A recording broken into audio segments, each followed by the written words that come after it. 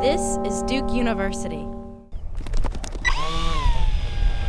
Assistant Professor Dave Johnston with Duke's Marine Lab is using drones above the Intercoastal Waterway in Beaufort, North Carolina to detect bonnethead sharks. The research is part of a collaborative study by Duke and UNC Chapel Hill that's funded by the North Carolina Aquariums. We're really interested in the role that these kinds of predators take on in coastal systems. And we're also really interested in just knowing when there might be sharks there.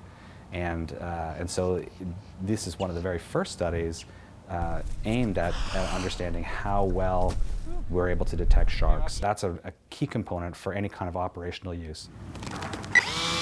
So for example, if you wanted to fly the drones along a beach to see if there were sharks there, you'd really want to know how likely you were to see sharks with that type of technology. So that you would be certain whether or not you saw them there. To execute the experiment, researchers put out shark decoys in the water.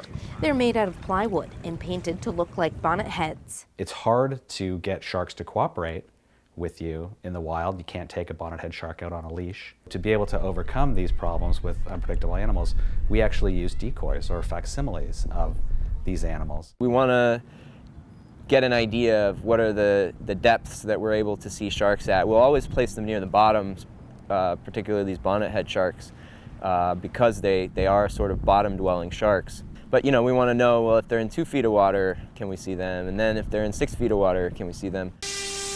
After conducting experiments for about a year, Johnston says the drone has been successful at tracking down the shark decoys. In this photo taken from the drone, you can see where it detected a decoy shark. And our surveys so far are telling us that, yeah, if the sharks are there, and if they're less than a meter deep or a little past a meter deep, then we should be able to detect them even when the water's murky. Researchers plan to expand their detection experiments into other types of habitats. Johnston says this drone detection method could eventually help alert swimmers to the presence of a shark. Here's an opportunity for us to use some pretty powerful small computers on board a very small aircraft to be able to take us into a real-time detection situation. And that's where we would like to be, in a few years down the road.